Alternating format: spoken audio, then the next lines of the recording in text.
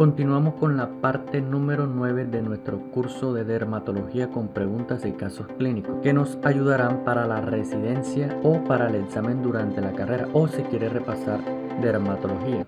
Pregunta número 33. Sobre el pénfigo ampolloso es cierto. A.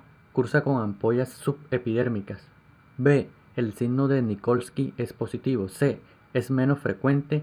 Y D. Se trata con ciproheptadina. Una pregunta totalmente complicada, ya que si no sabemos nada de los pénfigos la vamos a fallar. La respuesta correcta, por lo tanto la cierta, es que cursa con ampollas subepidérmicas. Por lo tanto hablaremos de las enfermedades ampollosas autoinmunitarias, que son un conjunto de enfermedades dermatológicas que se van a producir por la presencia de autoanticuerpos contra distintos antígenos de la epidermis o la unión dermoepidérmica. Estas van a dar lugar a ampollas en la superficie cutánea o en la mucosa. Hay que saber que para el diagnóstico de estas enfermedades ampollosas es fundamental realizar dos biopsias. Una en la piel afectada, que esta nos va a ayudar para determinar la localización de la ampolla y el infiltrado inflamatorio, y la otra se va a hacer en la piel sana perilesional para realizar un examen que se llama la inmunofluorescencia directa. Y con este examen vamos a localizar el tipo y el depósito de inmunoglobulina que presenta la enfermedad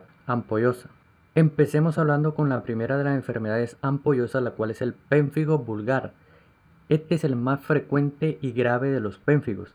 Va a tener una mortalidad inferior al 5% con los tratamientos actuales. La etiopatogenia, vemos que la alteración fundamental y que es lo que debemos saber es que el pénfigo, la alteración es la acantólisis, y va a haber casos en que son desencadenados por fármacos, principalmente la penicilamina y el captopril. Hablando de la clínica, vemos que las erosiones en la mucosa oral son la forma inicial de presentación en la mayor parte de los pacientes. La lesión cutánea inicial es una ampolla flácida o erosión sobre la piel aparentemente normal en cualquier localización, más frecuente en las flexuras y en las zonas de presión. Estas que van a hacer van a evolucionar a erosiones dolorosas y costras y van a tener el signo de Nikolsky positivo. Para el diagnóstico vemos que a nivel histológico se va a presentar una ampolla intraepidérmica suprabasal por acantólisis.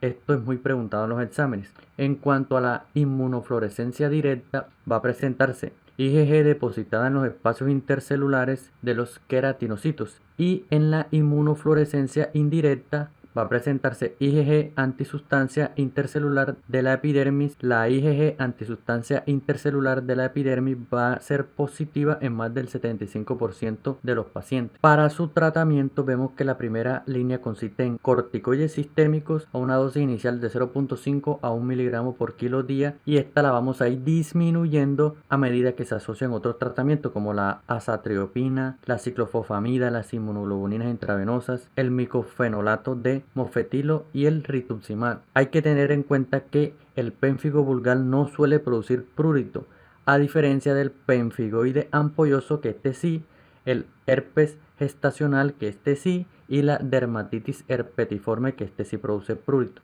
El pénfigo foliáceo, este se va a tratar de una variante muy rara, en que el daño histológico se va a producir a nivel más superficial con una ampolla intraepidérmica en la capa granulosa y subcórnea.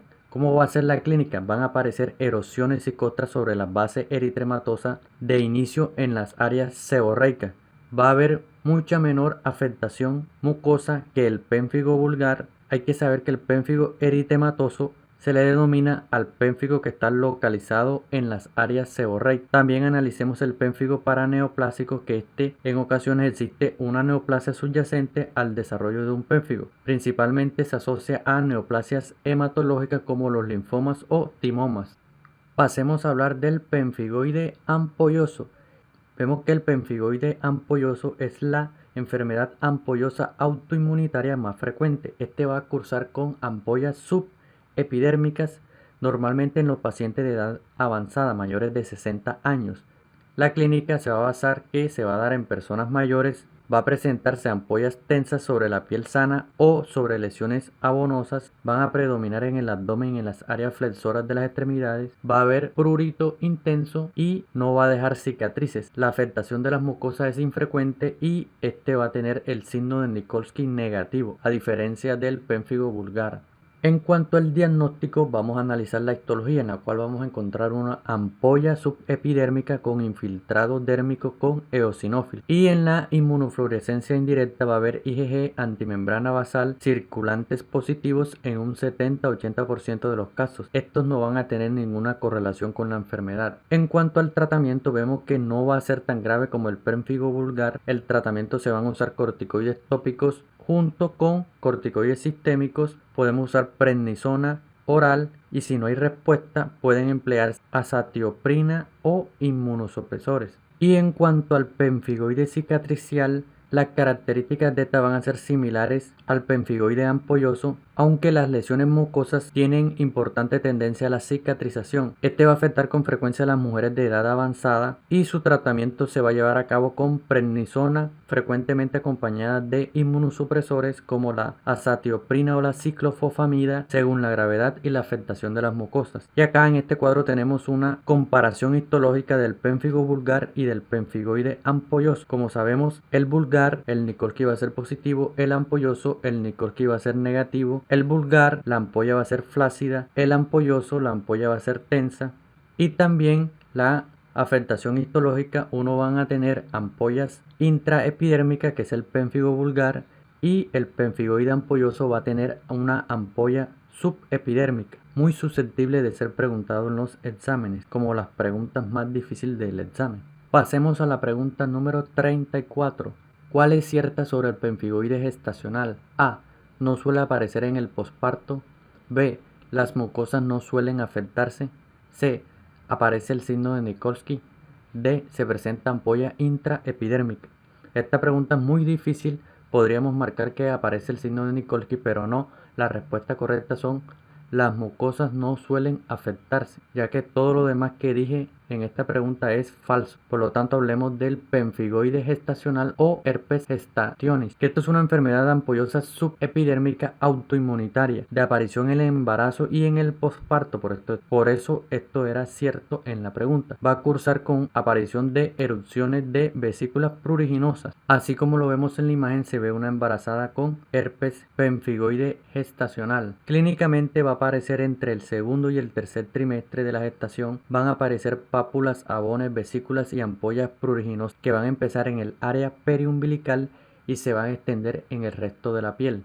Las mucosas no suelen afectarse, por lo cual esta era la pregunta cierta, y este brote puede autolimitarse, pero son comunes los nuevos episodios en el posparto.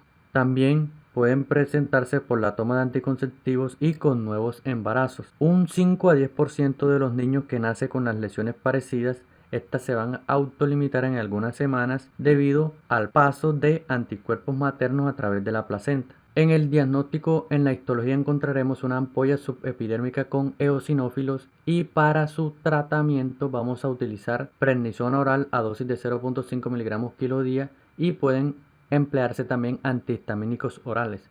La pregunta número 35. ¿Cuál es el tratamiento de la dermatitis herpetiforme? A. Aciclovir tópico. B. Aciclovir sistémico. C. Dapsona y dieta. Y D. Aciclovir y corticoides. Como no sabemos nada de dermatitis herpetiforme, marcaríamos aciclovir y corticoides o cualquiera de las respuestas que tuviera aciclovir, pero no, la respuesta es Dapsona y dieta. Por lo cual conozcamos qué es la dermatitis herpetiforme. Vemos que es una enfermedad benigna y crónica caracterizada por pápulas y vesículas simétricas muy pruriginosas que se van a presentar en las áreas extensoras. En pacientes con una enteropatía sensible al gluten, en el 90% de los casos va a ser habitualmente asintomática. La etiología va a ser desconocida, pero existe una alta incidencia relacionada con el HLA, B8 y DR3. La clínica suele comenzar en la segunda y la cuarta década de la vida. Las lesiones van a ser polimorfas con pápulas, placas urticariformes y vesículas escoriadas agrupadas, de ahí el término que se le da de herpetiforme. Van a tener una distribución simétrica en áreas de extensión como los codos, rodillas, escápulas, glúteos y cuero cabelludo, sin afectación de la mucosa. El síntoma principal va a ser el prurito y solamente un 30% van a manifestarse con otras alteraciones sistémicas intestinales como diarrea, esteatorrea y dolor abdominal. Para su diagnóstico vamos a encontrar en la histología una ampolla subepidérmica con microabscesos de polimorfonucleares en las papilas dérmicas y su tratamiento va a ser con Dapsona y dieta sin gluten, por lo cual esta era la respuesta correcta de nuestra pregunta. Una pregunta que la mayoría de la gente fallaría porque no conoce esta enfermedad y la relacionaría uno con herpes. La otra enfermedad ampollosa es la epidermólisis ampollosa adquirida. Vemos que esto es una dermatosis ampollosa crónica muy rara que va a afectar a adultos en forma de hiperfragilidad cutánea en las zonas de roce. Van a formarse ampollas ante pequeños traumatismos, van a aparecer ampollas subepidérmicas que van a ser consecuencia de la destrucción del colágeno 7 de las fibras de anclaje de la membrana basal por los anticuerpos IgG. En cuanto al tratamiento, esta va a responder de forma irregular a los corticoides y la ciclosporina. La otra enfermedad ampollosa es la dermatosis con IgA lineal, que esta se va a tratar de una enfermedad ampollosa que va a tener un curso benigno y autolimitado. ¿La clínica cuál va a ser? La clínica va a ser intermedia entre el pemfigoide ampolloso y la dermatitis herpetiforme. En la histología, en la inmunofluorescencia directa va a verse depósitos lineales de IgA en la zona de la membrana basal y esta va a responder al tratamiento con Dapsona. Y finalmente del manual CTO te dejo este cuadro comparativo de el pénfigo vulgar, el pemfigoide ampolloso, el pemfigoide gestacional y la dermatitis herpetiforme, para que mires las diferencias y lo tengas muy presente porque puede ser preguntado como una de las preguntas más difíciles en algún examen que hagas.